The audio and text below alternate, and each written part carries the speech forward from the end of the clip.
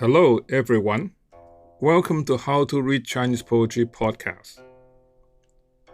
I'm Zong-qi, the program host.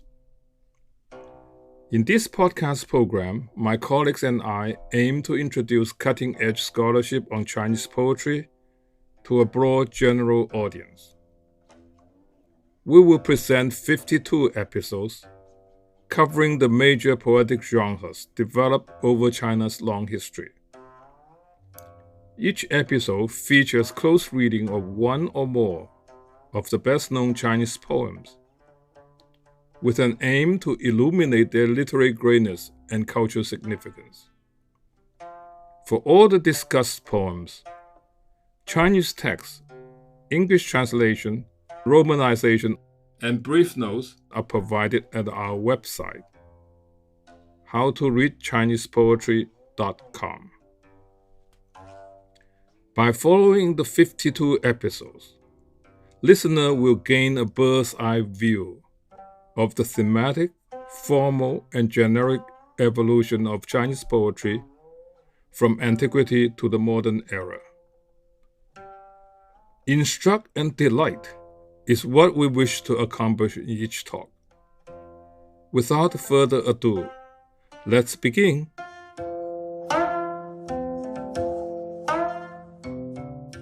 Today, our guest host, Professor Wu, will present his second episode entitled The Poetic Persona in Lisao. Let us welcome Professor Wu. Hello, everyone. In today's episode, I will discuss Lisao or On Encountring Trouble, which is the most representative piece in the Qu repertoire, which has been attributed to Qu Yuan. This is a long poem over 370 lines, making it one of the longest in the Chinese poetic tradition. Because of this, I will have to omit some passages in our discussion. I have noted in part 1 that Lisao appropriated some important features in the Xiangjun, or the Lord of the Xiang River. In particular, its central motif of love quest and floral imagery, thereby transforming them into an integral part of his own symbolic structure. Because before we turn our attention to this long poem, we need to consider briefly the life of Qu Yuan, since Lisao is casting a voice that is presumably associated with him. Much of what we know about Qu Yuan is subject to controversy. According to his disputed biography in Shiji, or the record of the grand historian, compiled by Sima Qian, Qu Yuan was a member of the royal house of Chu and once served a high-ranking minister under King Huai. He was a very knowledgeable person and talented statesman and a diplomat. At first, he enjoyed a great deal of trust from King Huai, but later, King Huai succumbed to the vicious slanders and accusations against Qu Yuan from his political rivals at court. As a result, Qu Yuan fell out of favor. After the death of King Huai, his successor, King Qingxiang, continued the persecution of Qu Yuan and eventually banished him. Qu Yuan spent a few years in exile and finally drowned himself in the Miluo River, a tributary of the Yangtze. The most prominent feature of Lisao is that it evolves around a poetic persona whose experience and contemplation dominate and structure this otherwise very convoluted poem. This persona manages to integrate shamanism, ancient history, and events and political ideas of his time to form a unique symbolism which serves as a powerful tool for his self-expression. The following is the beginning section of the poem.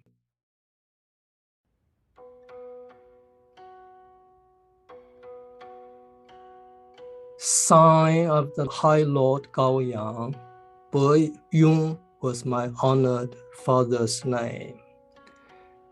When the constellation Sheti pointed to the first month, on the day Geng Yin, I passed from the womb. My father, seeing the aspect of my nativity, took omens to give me an auspicious name. The name he gave me was True Exemplar. The title he gave me was Divine Balance.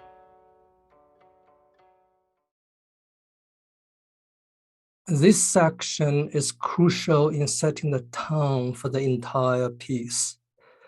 By informing the reader of his illustrious family background at the very start, the poet firmly establishes himself as the center of the poem.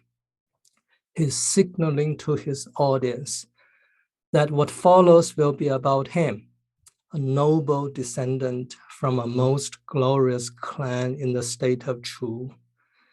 This rhetorical gesture is unprecedented at Qu Yuan's time. Most of the poems in Shi Jing or the Book of Poetry are anonymous. In the few pieces where the author's identities are indicated, none goes to such a length to establish the poet as the center. For this reason, Qu Yuan has been called, quote, China's first poet, unquote. We may note that the first person pronoun, written as Zheng Wu Yu, is repeated 6 times in this 8-line section.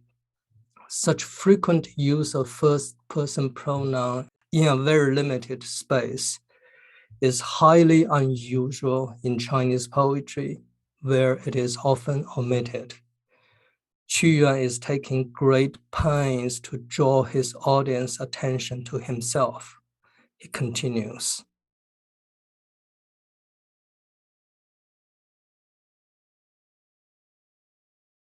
Having from birth this inward beauty, I added to it fair outward adornment. Addressed in Selenia and shady Angelica, entwined autumn orchids to make a garland. Swiftly I sped as in fearful pursuit, afraid that time would race on and leave me behind. In the morning, I gathered the angelica on the mountains. In the evening, I plucked the sedges of the islets. The days and the months hurried on, never delaying. Springs and autumns sped by in endless alternation. I thought how the trees and the flowers were fading and falling, and feared that my fairest beauty would fade too. Gather the flower of youth and cast out the impure. Why will you not change the error of your ways? I have harnessed brave coursers for you to gallop forthwith. Come, let me go before and show you the way.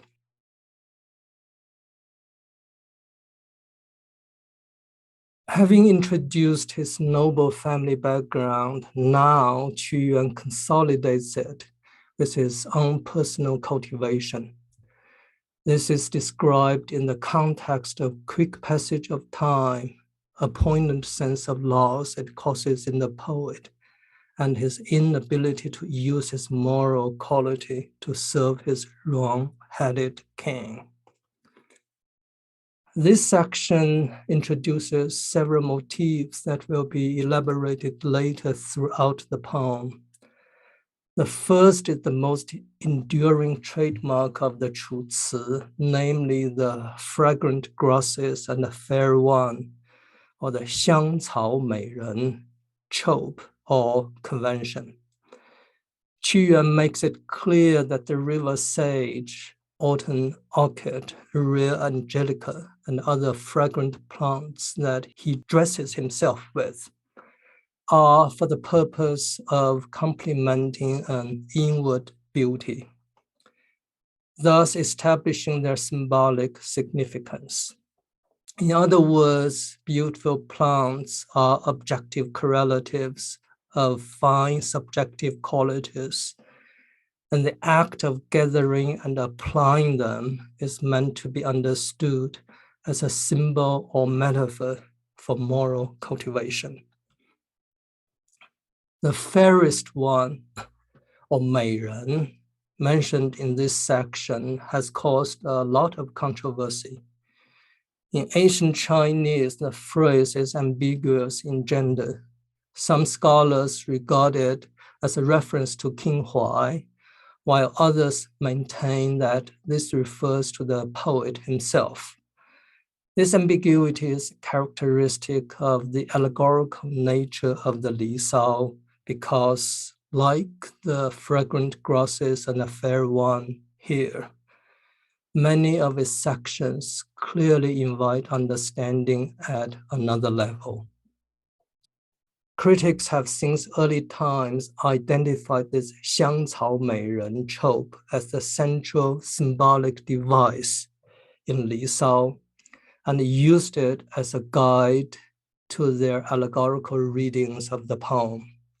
Wang Yi, for example, claims that Lisao, quote, draws types to make comparisons. Thus, good birds and fragrant plants are used to match loyalty and steadfastness. Wicked creatures and foul objects are used to compare with slanderous and villainous people. And godly and fairest ones are used to equate with the monarch. Dragon steeds, heavenly birds, and phoenixes are used to represent gentlemen, and the whirlwinds and the clouds are used to refer to villains, unquote. This method of symbolic presentation has had tremendous influence on both the production and interpretation of Chinese poetry. At the end of this section, the poet offers himself as a guide to show the way to his king. This prepares us for the numerous journeys on which the poet will take us throughout the poem in his quest for his ideals. The poet, however, is denied the chance to guide his king because, as he informs us in a passage that is omitted here, the king, quote, refused to examine his true feelings, unquote. Not only that, he, quote, lent ear instead to slander and raged against the poet, unquote. Facing this difficult situation, the poet is forced to seek strength and determination in his self-cultivation.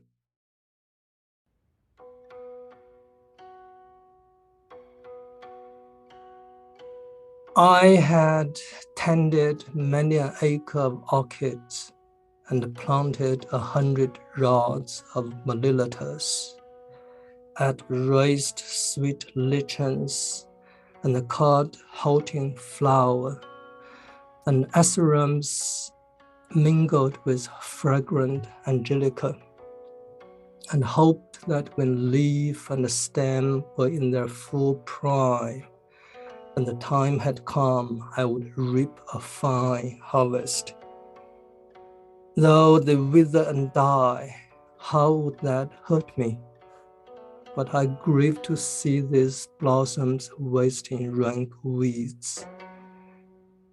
All others press forward in greed and gluttony, no satiating their demands, forgiving themselves but harshly judging others, each fretting his heart away in envy and malice.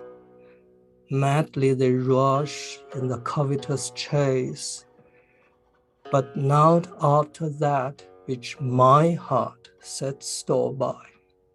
For old age comes creeping, and soon will be upon me, and I fear I shall not leave behind an enduring name. In the morning I drank the dew that fell from the magnolia. At evening ate the petals that dropped from chrysanthemums. If only my mind can be truly pure and beautiful, it matters nothing that I often faint for famine. I pulled up roots to bind the valerian and thread the castor plant's fallen clusters with. I trimmed sprays of cassia for plaiting melillitas and knotted the lithe, light trails of ivy. I take my fashion from the good man of old, a garb unlike that which the rude world cares for. Though it may not accord with present-day manners, I will follow the model that Peng Xian has left. This section continues to develop the theme of moral cultivation in conjunction with the floral symbolism introduced earlier, but with a twist. The various flowers and the plants mentioned here seem to represent not only the poet himself, but his former comrades as well. Despite his constant efforts in cultivating them, most in the end failed him, making him, quote, grieve to see these blossoms waste in rank weeds, unquote. But the poet is undeterred by their shameful transformation and forges ahead with good care of his own fragrant flowers. This section takes up again the already introduced motif of the quick, irrevocable passage of time. But here the poet specifies for us the fear that it causes in him, that he may not be able to, quote, leave behind an enduring name, unquote. This reinforces his desire to show the way to his king and serve his state, which was regarded as one of the best means of passing one's name down to posterity in ancient China. But a few lines later, his alienation from the world around him causes him to ponder another radical alternative, to leave it behind altogether. The reference to Peng Xian is ambiguous because of his duality as a historical figure and as a shaman master. The dominant view advanced by Wang Yi is that Peng Xian was an upright minister during the Shang dynasty. When his loyal advice to his king was ignored, he drowned himself in protest. According to another view, he was a master shaman in the ancient past, and that the reference to him indicates Qu Yuan's desire to leave the world by becoming a shaman. The duality of Peng Xian illustrates the close link between the historical and the shamanistic aspects of the poem. This will be further illustrated as we journey with the poet into historical past and supernatural heavens. Let us thank Professor Fusheng Wu for such a stimulating talk. We all look forward to his presentation of the last episode next Tuesday.